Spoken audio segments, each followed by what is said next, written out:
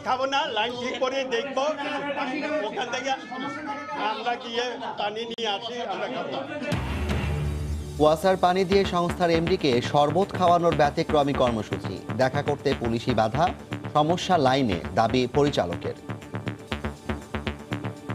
এটা মাঝারি মানের পানি, কোনো জায়গায় এর চেয়ে খারাপ পানি আসে। এগুলো কি করে বলে ঢাকা শহরের পানি শতভাগ সুপেয়? আপনি না খাইলে বুঝবেন না যে এটা কতটা দুর্গন্ধ এবং কতটা সমস্যা। স্পেসিফিক পাইলাম, এর থেকে আমরা সোর্স যেখানে যাই সেখান থেকে ঠিক করে নিব, তাতে আপনি চতুর্দিকে সবাই ভালো পানি পাবেন। আমরা রুটে চলে যাই, রুট ঠিক করে দেয়। দীর্ঘদিন ধরে মিলছে না সুপেয় পানি, দ্রুত সংকট সমাধানের দাবি।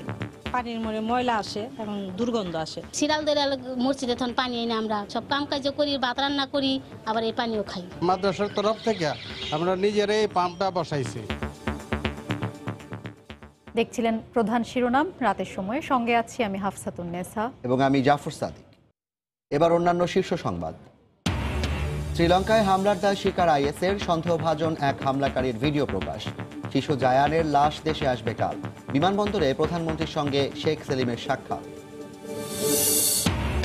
জাহালম কাণ্ডে হাইকোর্ট বেঞ্চের এখতিয়ার নিয়ে প্রশ্ন তুলে চেম্বার আদালতের সব কার্যক্রম স্থগিত করল দুদক।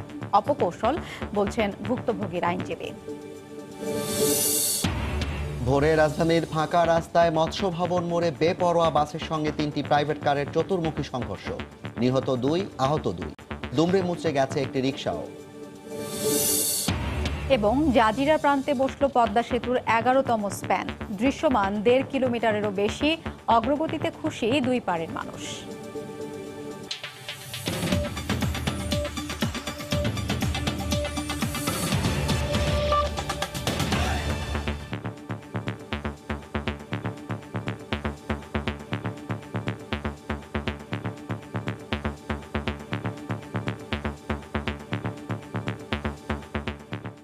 এবার না ফোটানো ওয়াসার পানি দিয়ে সংস্থাটির ব্যবস্থাপনা পরিচালককে শরবত খাওয়ানোর উদ্যোগ নিয়ে ব্যতিক্রমী প্রতিবাদ করলেন একদল নগরবাসী।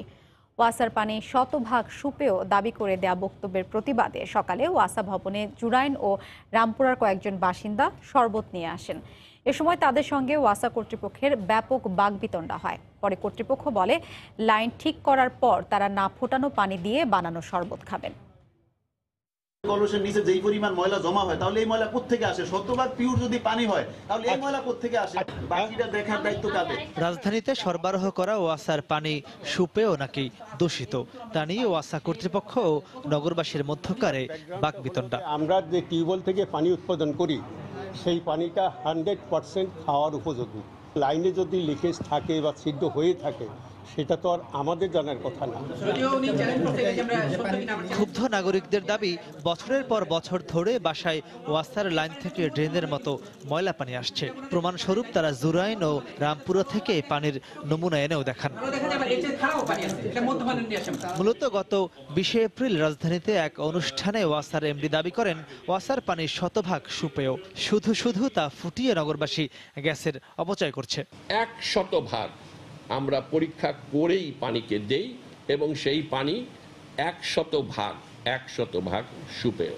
এর প্রতিবাদে মঙ্গলবার না ফুটানো পানি নিয়ে ওয়াসার এমডিকে শরবত খাওয়াতে আসেন কয়েকজন সচেতন নাগরিক। তারা সঙ্গে করে পানি ও শরবতের আনুষঙ্গিক জিনিসপত্রও নিয়ে আসেন, তবে দেখা মেলেনি সংস্থার এমডির। এটা মাঝারি মানের পানি, কোনো জায়গায় এর চেয়ে খারাপ পানি আসে। ড্রেনে যে পানি দেখছি, ট্যাঙ্কিতে একই পানি পেয়েছি। আর খাবার পানিটা আমরা আশেপাশে এখানে মসজিদগুলায় ডিপ টিউবওয়েল বসাইছি, সেখানে আমরা টাকার বিনিময়ে খাবারের পানিটা নিয়ে আসি। উনি কি করে বলে ঢাকা শহরের পানি শতভাগ সুপেয়? এই প্রশ্ন এবং কৈফিয়ত তাকে দিতেই হবে। ওনার পানিটা ওনাকে খাওয়ানোর জন্য আনছি। উনি যদি অস্বীকার করে, উনি আমরা চ্যালেঞ্জ করছি, উনি যে আমাদের এলাকায় চলুক। দেখতে পাচ্ছেন যে পানিটা পরিষ্কার, কিন্তু এটা পরিষ্কার না। আপনি না খাইলে বুঝবেন না যে এটা কতটা দুর্গন্ধ এবং কতটা সমস্যা। এই পানির সমস্যার কারণে আমাদের অনেকের চুল ঝরে যাচ্ছে। এই দুর্গন্ধটা কি লাইন থেকে থেকে আসবে? কখনোই না। ভেতরে প্রবেশ করতে চাইলে প্রথমে পড়তে হয় পুলিশি বাধার মুখে। পরে দুপুর 1টার দিকে তাদেরকে একজন পরিচালকের রুমে নেওয়া হয়। সেখানে বাকবিতণ্ডার এক পর্যায়ে ওয়াসা কর্তৃপক্ষ দাবি করেন, পানিতে নয়, সমস্যা থাকতে পারে লাইনের পাইপে। আজকে শরবত খাবো না, লাইন ঠিক করে দেখবো, ওখান থেকে আমরা গিয়ে পানি নিয়ে আসি, আমরা স্পেসিফিক পাইলাম, এর থেকে আমরা সোর্স যেখানেই যাই সেখান থেকে ঠিক করে নিব, তাতে আপনার চতুর্দিকে সবাই ভালো পানি পাবে। আমরা রুটে চলে যাই, রুট ঠিক করে দেয়। পরে লাইন ঠিক করে দেওয়ার আশ্বাসে ওয়াসা থেকে বাড়ি ফেরেন অভিনব প্রতিবাদে অংশ নেয়া বিক্ষুব্ধরা। মাহমুদ রাকিব, সময় সংবাদ, ঢাকা। এদিকে রাজধানীর জুরাইনে বাসা বাড়িতে সুপেয় পানির অভাবে স্থানীয় মসজিদ মাদ্রাসা থেকে পানি সংগ্রহ করছেন বাসিন্দারা। তাদের অভিযোগ, জুরাইন এলাকায় ওয়াসা থেকে যে পানি সরবরাহ করা হয় তা গৃহস্থালী কোনো কাজে ব্যবহার করা যায় না। অবিলম্বে বিশুদ্ধ পানি সরবরাহের দাবি জানান তারা। বহু বছর আগের থেকে মনে করেন পানির মনে ময়লা আসে এবং দুর্গন্ধ আসে। আমরা পানিটা বিশেষ করে পানিটা ফুটায় খাইতে হয় এবং খালি পানিটা আমরা ব্যবহার করতে পারি না। ময়লা আসে, এই সিরাল দরে মসজিদে তখন পানি আই না, আমরা খাওয়ার পানি আই না, সব কাম কাজ করি, ভাত রান্না করি, আবার এই পানিও খাই।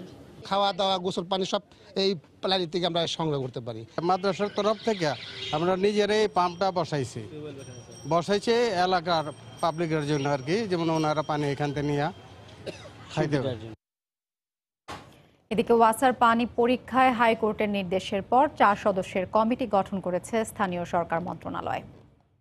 শ্রীলঙ্কায় বোমা হামলায় নিহত শিশু জায়ান চৌধুরীর মরদেহ আগামীকাল দুপুরে দেশে আসবে। নাতির মৃত্যুতে আওয়ামী লীগ নেতা শেখ ফজলুল করিম সেলিমের বনানীর বাসায় বিরাজ করছে শোকাবহ পরিবেশ। স্বজনরা জানিয়েছেন, বোমা হামলায় গুরুতর আহত জায়ানের বাবা মশিউল হক চৌধুরীর অবস্থা সংকটাপন্ন। পরিবারের সদস্যরা তাকে সিঙ্গাপুর বা ব্যাংককে স্থানান্তর করতে চাইলেও শ্রীলঙ্কার চিকিৎসকরা জানিয়েছেন 2 সপ্তাহের আগে তা সম্ভব হবে না। সবার আদরের ছোট্ট জায়ান, কথা ছিল শ্রীলঙ্কা থেকে ফিরে প্রথমবারের মতো দাদাবাড়ি সুনামগঞ্জের দিরায়ে যাবে সে। কিন্তু নানা কিংবা দাদা কারো বাড়িতেই আর ফেরা হলো না জায়ানের। সন্ত্রাসবাদের উগ্র থাবা নিষ্পাপ এই শিশুটিকে নির্মমভাবে পাঠিয়ে দিল পরপারে। জায়ান আর ফিরে আসবে না প্রিয় নানার বাড়িতে, আবদার করবে না আদুরে কণ্ঠে। জায়ানের অকাল মৃত্যু আর তার বাবার গুরুতর আহত হবার ঘটনায় বনানীতে শেখ সেলিমের বাসায় শোকাচ্ছন্ন পরিবেশ। মঙ্গলবার সকাল থেকেই বাসায় দোয়া ও কোরআনখানি চলে। শোক সন্তপ্ত পরিবারকে সান্ত্বনা দিতে আসছেন নানা শ্রেণী পেশার মানুষ। পরিবারের সদস্যদের সঙ্গে দেখা করে আইনমন্ত্রী আনিসুল হক গভীর সমবেদনা জানান। আসেন আওয়ামী লীগের উপদেষ্টা মণ্ডলীর সদস্য তোফায়েল আহমেদ, ডেপুটি স্পিকার ফজলে রাব্বি মিয়া সহ মন্ত্রিসভার সাবেক ও বর্তমান সদস্যরা। ব্যক্তিগতভাবে যে শেখ সেলিম আমার খুব প্রিয় মানুষ, তার নাতিকে আমি ছোটবেলা দেখেছি। এই ধরনের দুর্ঘটনা সহ্য করার মতো ক্ষমতা আমাদের কারো নেই। বুধবার জায়ানের মরদেহ দেশে আসার পর বনানীর এই চেয়ারম্যান বাড়ির মাঠে জানাজা অনুষ্ঠিত হবার কথা রয়েছে। জানাজার স্থান পরিদর্শন করেন হতভাগ্য নানা শেখ ফজলুল করিম সেলিম। তিনি সাংবাদিকদের জানান, বোমা হামলায় গুরুতর আহত জামাতা মশিউল হক চৌধুরীর শারীরিক অবস্থা এখনও সংকটাপন্ন। গুরুতর জখম হওয়ায় তার 2 পা, কিডনি ও লিভারে দফায় দফায় অস্ত্রোপচার চালানো হচ্ছে স্প্লিন্টার অপসারণের জন্য। আমার নাতি মারা গেছেন, ওই হাসপাতালে ওকে ট্রান্সফার করছে। বাকিটা তো বড় ভাই আপনাদের বলছেন, ও চিকিৎসাধীন আছেন, ওর জন্য দোয়া করেন। উন্নত চিকিৎসার জন্য আইসিইউতে থাকা মশিউল হক চৌধুরীকে সিঙ্গাপুর কিংবা ব্যাংককে নেয়ার পারিবারিক সিদ্ধান্ত হলেও 2 সপ্তাহের আগে তা সম্ভব নয় বলে জানিয়েছেন শ্রীলঙ্কার চিকিৎসকরা। দেবাশিস রায়, সময় সংবাদ, ঢাকা। 3 দিনের রাষ্ট্রীয় সফর শেষে ব্রুনাই থেকে দেশে ফিরেছেন প্রধানমন্ত্রী শেখ হাসিনা। হযরত শাহজালাল আন্তর্জাতিক বিমানবন্দরে তাঁকে স্বাগত জানান 3 বাহিনীর প্রধান সহ রাষ্ট্রের গুরুত্বপূর্ণ ব্যক্তিবর্গ। বিমানবন্দরেই প্রধানমন্ত্রীর সঙ্গে দেখা করেন আওয়ামী লীগ নেতা শেখ ফজলুল করিম সেলিম। শ্রীলঙ্কায় সন্ত্রাসী হামলায় নাতিকে হারানো শেখ সেলিম এ সময় আবেগপ্রবণ হয়ে পড়েন। প্রধানমন্ত্রীও এ সময় চোখের পানি ধরে রাখতে পারেননি। 3 দিনের সফরে প্রধানমন্ত্রী ব্রুনাইয়ের সুলতান হাসান আল বলকিয়ার সঙ্গে দ্বিপক্ষীয় বৈঠক করেন। সেখানে 7টি সমঝোতা স্মারক সই হয়। এছাড়া বাংলাদেশ ব্রুনাই বিজনেস ফোরাম আয়োজিত অনুষ্ঠান সহ বেশ কিছু রাষ্ট্রীয় কর্মসূচিতে অংশ নেন। গত রোববার ব্রুনাইয়ের উদ্দেশ্যে ঢাকা ছাড়েন প্রধানমন্ত্রী শেখ হাসিনা।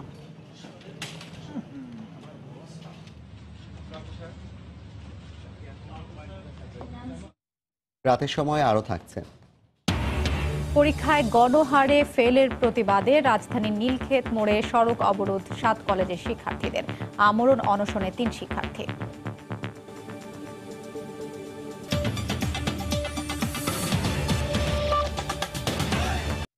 রাজধানীর মৎস্য ভবন এলাকায় দুটি বাস, 3টি প্রাইভেট কার ও একটি রিকশার চতুর্মুখী সংঘর্ষে 2 জন নিহত হয়েছেন।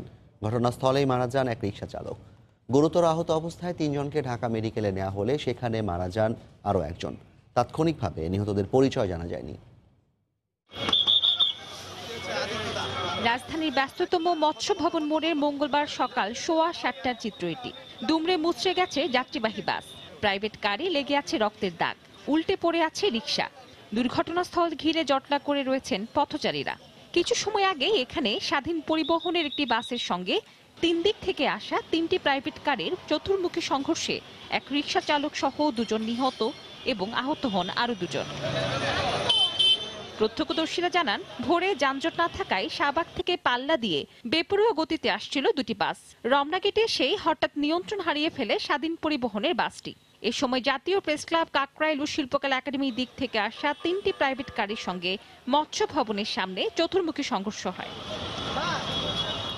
এতে রাস্তার পাশে থাকা রিকশাটি দুমড়ে মুচড়ে যায়, আর ঘটনাস্থলে প্রাণ হারান একজন। ঢাকা মেডিকেলে নেওয়ার পর মৃত্যু হয় আরও একজনের। সারাদিনে দেখলাম যে পাশের থেকে ওই গাড়িটা লাগাই দিল ঠাস করে। সেখানে আমি খারাপ পর যে ওই সিট ধরে বসে আজ মতন পরে যেতাম, পরে গেল আমি মারা যেতাম। খুব গতিতে ছিল, স্পিড খুব ছিল আর মাইক্রো গাড়িরও কম ছিল না, বাসেরও কম ছিল না আর মানে যখন মুডটা যখন ঘুরেছে এক চাকা তোলা হয়ে গেছিল। পাশে রিক্সা ছিল, রিক্সা মনে করেন 2 গাড়ি চিপা, বাসে 2 গাড়ি চিপা বইরা মনে করেন রিক্সাওয়ালাটা নগদ মনে করেন ডেট। স্বাধীন পরিবহনের চালককে আটক করা হয়েছে বলে জানিয়েছে পুলিশ। ইতিমধ্যে স্বাধীন পরিবহনের যে গাড়ির ড্রাইভার তাকে আটক করে রমনা থানায় সোপর্দ করেছি। গাড়ি সবগুলো আমাদের হেফাজতে আছে। রাস্তা সাময়িকভাবে আমরা ডাইভারশন দিয়েছিলাম, বন্ধ করিনি, ডাইভারশন দিয়েছিলাম। তবে নিহতদের নাম পরিচয় তাৎক্ষণিকভাবে জানাতে পারেননি পুলিশ। মৌসুমী মৌ, সময় সংবাদ, ঢাকা। এদিকে সড়ক দুর্ঘটনায় প্রাণ হারিয়েছেন সময় সংবাদের ক্যামেরা স্টোরের কর্মী মোয়াজ্জেম হোসাইন।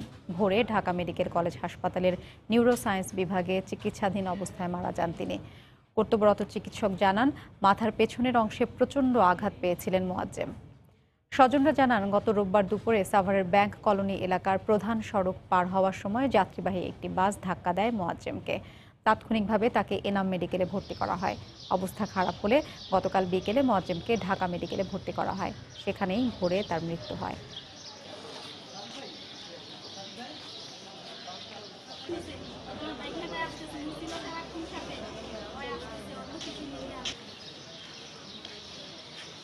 তর্কাতীতভাবে বাংলাদেশের সেরা ব্যাটসম্যান। আবার একটা নতুন ওয়ার্ল্ড কাপ আর একটা অপরচুনিটি আমার কাছে। আশা করব যে এবার ফুলফিল করতে পারি। দেখবেন সংবাদের শেষাংশে। জাহালম কাণ্ডে কারা দায়ী এ বিষয়ে রিপোর্ট দাখিলের আগেই হাইকোর্ট বেঞ্চের এখতিয়ার নিয়ে প্রশ্ন তুলল দুদক। এ নিয়ে এক আবেদনে মামলার সব কার্যক্রম স্থগিত করেছে চেম্বার আদালত। অথচ এই আদালতের আদেশে জাহালম মুক্তি পায়, দুদকও 33 মামলার কার্যক্রম স্থগিত করে। দীর্ঘদিন পরে এসে আদালতের বৈধতা নিয়ে প্রশ্ন তোলাকে দুদকের অপকৌশল হিসেবে দেখছেন জাহালমের আইনজীবী। 33 মামলায় বিনা অপরাধে জাহালমের 3 বছর কারাভোগের ঘটনা নিয়ে বিপাকে দুর্নীতি দমন কমিশন। ভুল স্বীকার করে আদালতের আদেশে জাহালমের বিরুদ্ধে হওয়া সব মামলা তুলে নেয় তারা।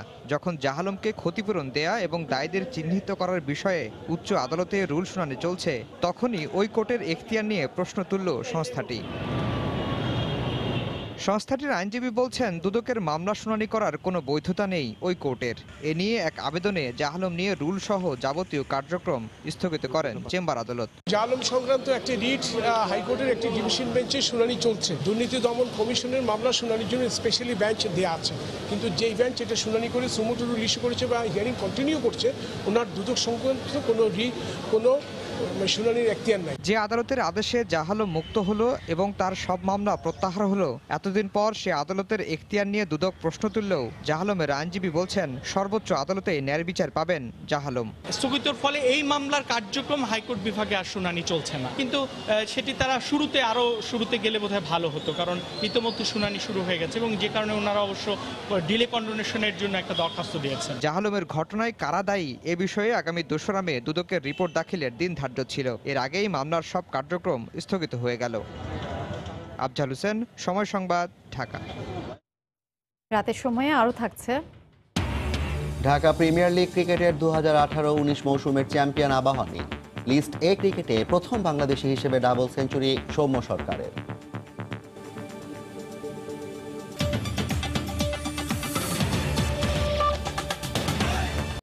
বসল পদ্মা সেতুর একাদশ স্প্যান। নদীর জাজিরা প্রান্তে 33 ও 34 নম্বর পিলারের উপর আজ স্প্যানটি বসানো হয়। ফলে দুই প্রান্ত মিলিয়ে এখন দৃশ্যমান 1650 মিটার সেতু। স্বপ্নের সেতুর কাজের অগ্রগতিতে খুশি দুই পাড়ের সাধারণ মানুষ। প্রকল্প পরিচালক বলছেন এর পরের স্প্যানগুলো বসবে মাওয়া প্রান্তে। প্রকল্প এলাকা থেকে সাইফুল ইসলামের ক্যামেরায় বিস্তারিত জানাচ্ছেন এহসান জুয়েল। আগের দিন মাওয়ার ইয়ার্ড থেকে নিয়ে আসা স্পেনটি ক্রেনে অপেক্ষমান ছিল জাজিরা প্রান্তে। আবহাওয়া, নদীর নাব্যতা সবকিছু ছিল অনুকূলে। তার সাথে বাড়তি যোগ হয়েছে আগের 10টি স্পেন বসানোর অভিজ্ঞতা। এবার তাই আর বেশি সময় লাগেনি স্পেন বসাতে। সকাল 6টায় শুরু করে 3 ঘন্টার চেষ্টায় স্পেনটিকে বসানো যায় পিলারের উপর। আগের স্পেনগুলোর সঙ্গে জোড়া দিতে সময় লাগে আরও 2 ঘন্টা। সব মিলে 5 ঘন্টার চেষ্টায় দৃশ্যমান হয় 1.5 কিলোমিটারের বেশি সেতু। তাতে আশাবাদী দুই প্রান্তের মানুষ। বাংলাদেশি হিসেবে আমাদের একটা গর্বের বিষয়। স্পেন প্রতি মাসে উঠছিল, এই মাসে 2টা উঠছে। এতে মানে আসলে আজকের দিনটা একটু বেশি আনন্দ লাগতেছে। পদ্মা সেতুর কাজ হইতেছে, এটা তো খুবই ভালো লাগে। এটা হইলে আমাকে যাতায়াতের সুবিধা হইব। প্রতি মাসে দেখা যায় 1-2 করে স্পেন উঠতেইছে। এখন আর আমি অনিশ্চয়তার কোনো কারণ দেখতেছি না। এখন যেরকম দেখা যাচ্ছে যত সময় পদ্মা সেতু তাড়াতাড়ি হয়ে যাবে। 14-15 বছর ধরে ট্রলার চালাই, আমরা ভাবতে পারি নাই যে এখানে পদ্মা সেতু হবে। এ নিয়ে জাজিরা প্রান্তে এখন দৃশ্যমান 9টি স্পেন আর মাওয়া প্রান্তে 2টি। তবে জাজিরা এই 9টি স্পেনের পাশে বসানোর জন্য নতুন কোনো পিলার প্রস্তুত না থাকায় পরের স্পেনগুলো বসবে মাওয়া প্রান্তে। এই প্রান্তে 3 নম্বর মডিউলে 13 ও 14 নম্বর পিলারের উপর বসানো আছে একটি স্পেন। তার পাশেই বসানো হবে পরবর্তী স্পেনগুলো। বাকি যেগুলো হয়েছে 3 এবং 4 মডিউল, আমরা এখন 7 এবং 6 করতেছি। 5-এ আমাদের রেডি হয়নি, কিন্তু 3 এবং 4-এর প্রোগ্রেস আমাদের ভালো। এরপরে আমরা 4-এ চলে যাব। চলতি মাসের 10 তারিখে মাওয়া প্রান্তে বসানো হয় সবশেষ স্পেনটি। এর আগে একটি স্পেন বসতে গড়ে সময় লাগতো 2 মাসের বেশি। সবশেষ কাজে অগ্রগতি হওয়ায় প্রতি মাসে একটি করে স্পেন বসানো সম্ভব হতো। তবে এবারই প্রথমবারের মতো 1 মাসে বসলো 2টি স্পেন। পদ্মার দুই পারের মানুষের প্রত্যাশা, কাজের এই গতি অব্যাহত রাখা গেলে কাঙ্ক্ষিত সময়ে শেষ করা যাবে পুরো সেতুর কাজ। এহসান জুয়েল, সময় সংবাদ, জাজিরা, শরীয়তপুর। পরীক্ষায় গণহারে ফেলের কারণ অনুসন্ধান ও ফল পুনর্মূল্যায়ন সহ 5 দফা দাবিতে রাজধানীর নীলক্ষেত মোড়ে আগামীকালও সড়ক অবরোধের ঘোষণা দিয়েছে ঢাকা বিশ্ববিদ্যালয়ের অধিভুক্ত 7 কলেজের শিক্ষার্থীরা। প্রায় 4 ঘন্টা অবরোধ শেষে এ কর্মসূচি ঘোষণা করেন আন্দোলনকারীরা। এদিকে একই দাবিতে ঢাকা কলেজের প্রধান ফটকে আমরণ অনশন কর্মসূচি পালন করছেন 3 শিক্ষার্থী। ঢাকা বিশ্ববিদ্যালয়ে অধিভুক্ত 7 কলেজের নানা সমস্যার সমাধানের দাবিতে রাজধানীর নীলক্ষেত মোড় অবরোধ করে এভাবে স্লোগান দিতে থাকে শিক্ষার্থীরা। এতে প্রায় 4 ঘন্টা বন্ধ থাকে আশপাশের সড়কের যান চলাচল। শিক্ষার্থীদের অভিযোগ, শুধুমাত্র পরীক্ষা নেওয়া ও খাতা মূল্যায়ন ছাড়া শিক্ষা ব্যবস্থার উন্নয়নে কোনো ব্যবস্থাই নেয় না ঢাকা বিশ্ববিদ্যালয় কর্তৃপক্ষ। এই 7টা কলেজের কখনো ইতিহাসে এরকম রেজাল্টে ধস দেখা যায় নাই, তাহলে হঠাৎ করে এরকম ধস কেন? 7 কলেজকে ঢাকা ভার্সিটির আন্ডারে দেওয়ার পর থেকে মান কোনোভাবে উন্নয়ন না, আরো দিন দিন খারাপের দিকে যাচ্ছে এবং আমরা দেখছি যে 7 কলেজ ঢালাওভাবে শিক্ষার্থীরা ফেল করছে। এর আগে মঙ্গলবার সকালে ঢাকা কলেজের সামনে মানববন্ধন থেকে 5 দফা দাবি তুলে ধরেন শিক্ষার্থীরা। পরে মিছিল নিয়ে নীলক্ষেত মোড়ে অবস্থান নেন তারা। 7 কলেজ পরিচালনার জন্য স্বতন্ত্র প্রশাসনিক ভবন চাই। প্রতি মাসে প্রত্যেকটা ডিপার্টমেন্টে প্রতি কলেজে 2 দিন করে মোট 14 দিন দাবির শিক্ষকদের ক্লাস নিতে হবে। আগামীকাল আমাদের কর্মসূচি অব্যাহত থাকবে যতক্ষণ না পর্যন্ত ভিসিতে আসে আমাদের দাবি বাস্তবায়ন করবে। একই দাবিতে ঢাকা কলেজের মূল ফটকে আমরণ অনশন কর্মসূচি পালন করছেন 3 শিক্ষার্থী। পরীক্ষা শেষ হওয়ার জাস্ট 90 দিনের ভিতরে আমাদের রেজাল্ট পাবলিশ করতে হবে। আমরা সেই দাবি নিয়ে আজকে আমরণ অনশনে বসেছি। 2017 সালের ফেব্রুয়ারিতে 7 কলেজকে ঢাকা বিশ্ববিদ্যালয়ের অধিভুক্ত করার পর থেকে নানা অনিয়মের প্রতিবাদে আন্দোলন করে আসছে শিক্ষার্থীরা। কিফায়েত শাকিল, সময় সংবাদ, ঢাকা। ম্যাচ আমাদেরকে জেতার জন্য খেলতে হবে আর আমাদের প্লেয়ারদের নিজেদের উপর সবার বিশ্বাস রাখতে হবে। বিশ্বাস করতে হবে আমরা যাচ্ছি খেলার জন্য, ম্যাচ জেতার জন্য যাচ্ছি। কতটুকু যাবো না যাবো এটা টুর্নামেন্ট চলার সময় আমরা বুঝতে পারবো। দেখবেন সংবাদের শেষাংশে। বায়োমেট্রিক পদ্ধতিতে তথ্য সংগ্রহ করায় রোহিঙ্গা বা বিদেশি নাগরিকদের ভোটার তালিকায় অন্তর্ভুক্ত হওয়ার কোনো সুযোগ নেই বলে জানালেন প্রধান নির্বাচন কমিশনার। 135টি উপজেলায় ভোটার তালিকা হালনাগাদ কার্যক্রমের উদ্বোধন অনুষ্ঠানে রাজাবাড়ীতে তিনি কথা বলেন। এছাড়া এবারই প্রথম তৃতীয় লিঙ্গের মানুষদের ভোটার তালিকায় অন্তর্ভুক্ত করা হবে বলে জানিয়েছেন নির্বাচন কমিশনার কবিতা খানম। ব্যুরো প্রতিবেদক ও জেলা প্রতিনিধিদের পাঠানো তথ্য ও ছবি নিয়ে রিপোর্ট।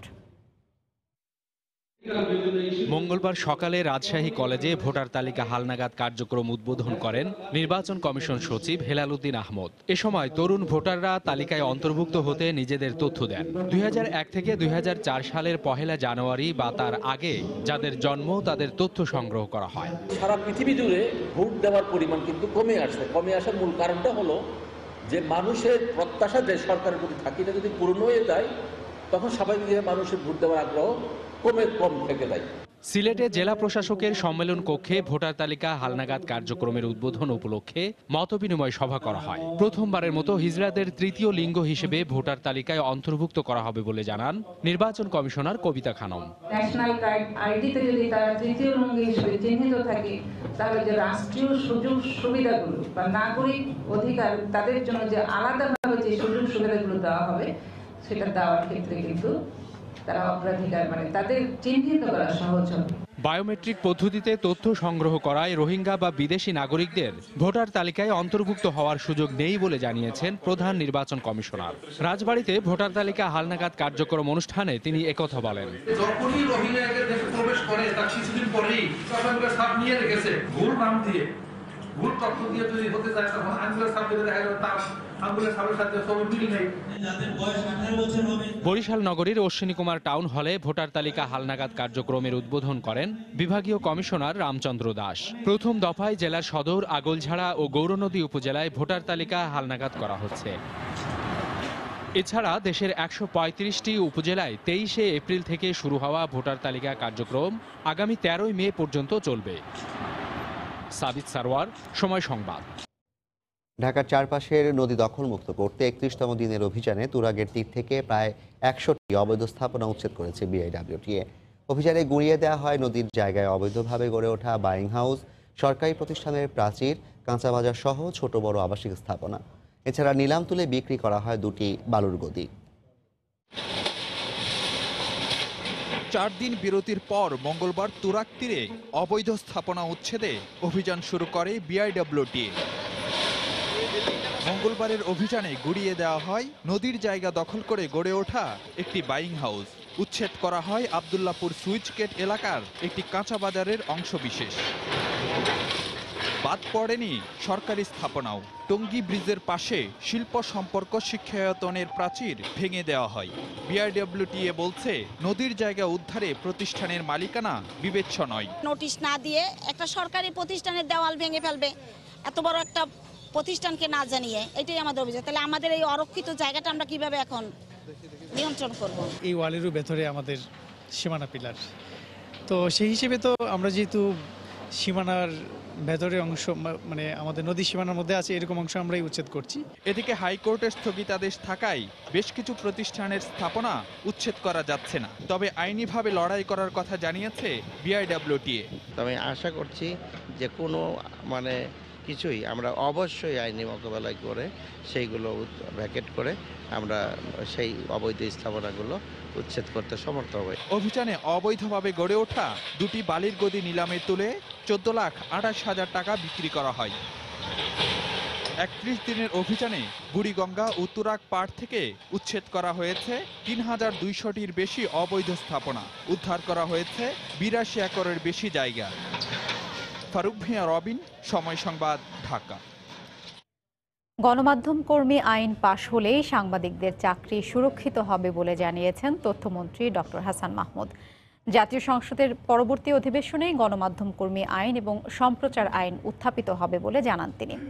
দুপুরে সচিবালয়ে সম্প্রচার সাংবাদিক কেন্দ্রের নেতৃবৃন্দের সঙ্গে এক বৈঠকে তিনি কথা বলেন।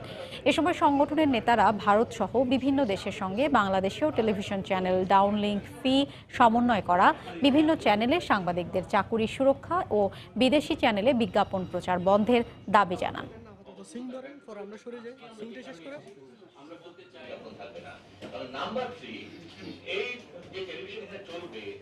সেখানে যাতে অন্যান্য বিষয়গুলোকে অন্তর্ভুক্ত গণমাধ্যম কর্মী আইন যখন হবে তখন এই চাকরি নিশ্চয়তা থেকে শুরু করে সমস্ত কিছুর আইনি সুরক্ষা তখনই প্রতিষ্ঠিত হবে। এই জন্য এই আইনটা দ্রুত সংসদে পাশ করতে পারলেই সুরক্ষাটা তৈরি হবে। বাংলাদেশে যে ডাউনলিং ফি আছে এটি খুবই নগণ্য, মাত্র 5 লাখ টাকা। তো অন্যদিকে সেটি 5 কোটি টাকা। এই জায়গায় ডাউনলিং ফি নিয়ে ইতিমধ্যে আলোচনা হয়েছে।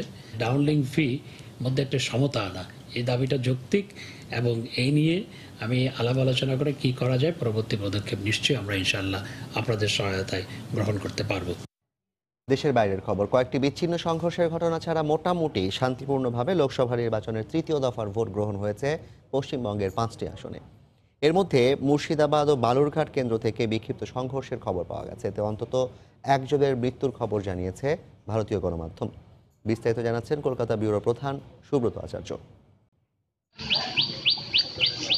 স্থানীয় সময় সকাল 7টায় লোকসভা নির্বাচনের 3য় দফার ভোট গ্রহণ শুরু হয় পশ্চিমবঙ্গের মুর্শিদাবাদ, বালুরঘাট, মালদা উত্তর, দক্ষিণ আসন এবং জঙ্গিপুর কেন্দ্রে। কিন্তু বেশ কিছু বুথে ইভিএম মেশিন খারাপের খবর আসায় দল বেঁধে অনেক ভোটার ভোট কেন্দ্র ত্যাগ করেন। এখনো ইভিএমটা ঠিক হচ্ছে না, ইভিএম নষ্ট হয়ে পড়ে আছে। মুর্শিদাবাদের কুমরি এলাকায় কংগ্রেসের পোলিং এজেন্টকে লক্ষ্য করে গুলি চালানোর অভিযোগে সেখানে উত্তেজনা ছড়ায়। তৃণমূলের বিরুদ্ধে অভিযোগ হলেও উল্টো কংগ্রেসের এজেন্টদেরই ভোট কেন্দ্র থেকে পুলিশ তুলে নিয়ে যায়। উনি একজন কংগ্রেসের এজেন্ট, ওনাকে এজেন্ট দিয়েছেন, উনি এখন সেখানে দায়িত্ব সামলাচ্ছেন, এটাই ওনার অন্যায়। এছাড়া ডোমকল, উত্তর মালদাতেও ভোট কেন্দ্রের বাইরে উত্তেজনা দেখা যায়, তবে তা ভোট গ্রহণে তেমন কোনো প্রভাব পড়েনি। মুর্শিদাবাদের জলঙ্গির, খয়রামারি ও রানীনগর বোটা বিষ্ণুপুর 132 নম্বর বুথে কোনো এজেন্ট ঢুকতে দেওয়া হয়নি বলে অভিযোগ উঠেছে। বালুরঘাটের কুশমুন্ডি চাঁদপুর এলাকায় বিজেপি কর্মীদের ওপর হামলা ও ভাঙচুর করার পাশাপাশি একাধিক বুথে তাদের এজেন্টকে বসতে দেওয়া হয়নি বলেও অভিযোগ করা হয়েছে। প্রথম 2 দফায় রাজ্যে শান্তিপূর্ণভাবে ভোট গ্রহণ সম্পন্ন হলেও 3য় দফায় শুধু রক্তই নয়, ঝরে গেল একটি তাজা প্রাণ। আর তার মধ্যে দিয়েই আগামী 4 দফা নির্বাচন কতটুকু শান্তিপূর্ণভাবে সম্পূর্ণ করা সম্ভব হবে নির্বাচন কমিশনের কাছে, সেটাই এখন বড় প্রশ্নের বিষয়। পশ্চিমবঙ্গ থেকে সুব্রত আচার্য, সময় সংবাদ। এবারের বিশ্বকাপটা স্মরণীয় করে রাখতে চান তামিম ইকবাল। এর আগে 3 বিশ্বকাপে খেললেও সফল না হওয়ার আক্ষেপ আছে দেশসেরা এই ওপেনারের, যদিও বিশ্বকাপে নির্দিষ্ট কোনো লক্ষ্য স্থির করেননি। এবারের ফরম্যাট কঠিন হলেও বাংলাদেশ দল নিয়ে বড় আশা সব ফরম্যাটে দেশের সর্বোচ্চ রানের মালিকের।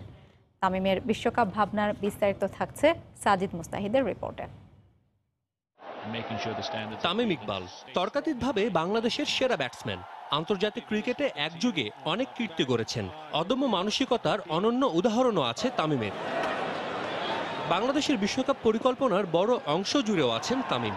ইংল্যান্ডে নিজের 4র্থ বিশ্বকাপ খেলবেন।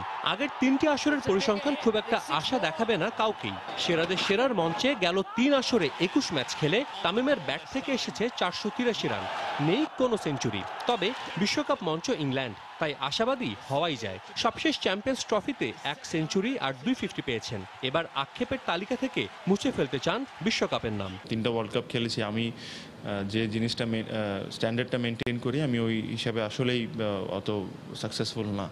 বাট আবার একটা নতুন ওয়ার্ল্ড কাপ, আর একটা অপরচুনিটি আমার কাছে। সো আশা করব যে এবার ফুলফিল করতে পারি।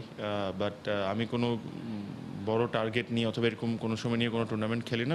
আমার প্রসেসের উপর বিশ্বাস করি। যদি আমি আমার প্রসেসটা মেনটেন করি, আমি যদি যে প্র্যাকটিসগুলো করছি এগুলো যদি এক্সিকিউট করি, তাহলে সাকসেস হওয়ার চান্সেস বেশি থাকে। অন্য যে কোনো বারের তুলনায় এবারের বিশ্বকাপ ফরম্যাট কঠিন। সেমিফাইনালে খেলতে হলে জিততে হবে অন্তত 5 থেকে 6টি ম্যাচ। তবে প্রতিপক্ষ কেউই অচেনা নয়, এটাই ভালো করার সাহস দিচ্ছে তামিমকে। এমন 9টা টিমের সাথে খেলছি না যার সাথে আমরা কোনো সময় খেলি নাই। আমরা সবার সাথেই খেলেছি। কে চাবে না যে এত বড় ইভেন্টে ভালো করতে, নিজের জন্য, টিমের জন্য। দল হিসেবে বাংলাদেশ কেমন করবে এই নিয়ে সবাই ব্যস্ত পূর্বানুমানে। প্রত্যাশার পিঠে আছে শঙ্কাও, যদিও তামিম ভবিষ্যৎবাণী করাদের দলে নেই। বিশ্বাস আছে নিজেদের ওপর। বিশ্বাস করতে হবে আমরা যাচ্ছি খেলার জন্য, ম্যাচ জেতার জন্য যাচ্ছি। কতটুকু যাবো না যাবো এটা টুর্নামেন্ট চলার সময় আমরা বুঝতে পারবো। প্রত্যেকটা ম্যাচ আমাদেরকে জেতার জন্য খেলতে হবে, আর আমাদের প্লেয়ারদের নিজেদের উপর সবার বিশ্বাস রাখতে হবে। এটাই হলো সবচেয়ে ইম্পর্টেন্ট। সাজিদ মুস্তাহিদ, সময় সংবাদ, ঢাকা।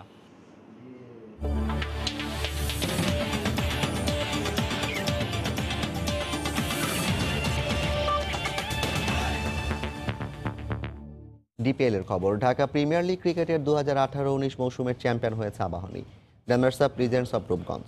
লিস্ট এ ক্রিকেটে প্রথম বাংলাদেশি হিসেবে ডাবল সেঞ্চুরি রেকর্ড করেছেন সৌম্য সরকার। বিকেএসপিতে শেখ জামালের বিপক্ষে টস জিতে আগে ব্যাট করতে নেমে শুরুটা ভালো হয়নি শেখ জামালের। 25 রানেই ইমতিয়াজ ও রাকিনের উইকেট হারায় তারা। ফারদিন 34 রান করে প্রাথমিক ধাক্কা সামাল দেন। তানভীর হায়দারের অপরাজিত 132 রানে 317 রানের চ্যালেঞ্জিং সংগ্রহ পায় শেখ জামাল। লক্ষ্য তাড়া করতে নেমে শুরু থেকে আগ্রাসী ঢঙে খেলে আবাহনী। জামালের বোলারদের শত চেষ্টাও ভাঙতে পারছিল না মোসাদ্দেকের দলের উদ্বোধনী জুটি। অবশেষে জহুরুল সেঞ্চুরি করে ইমতিয়াজের শিকার হয়ে প্যাভিলিয়নে ফিরলে ভাঙে এই জুটি। তবে সৌম্য 208 রান করে বাকি কাজটুকু সেরে ফেলেন। চ্যাম্পিয়ন হয় মাঠ ছাড়ে আবাহনী।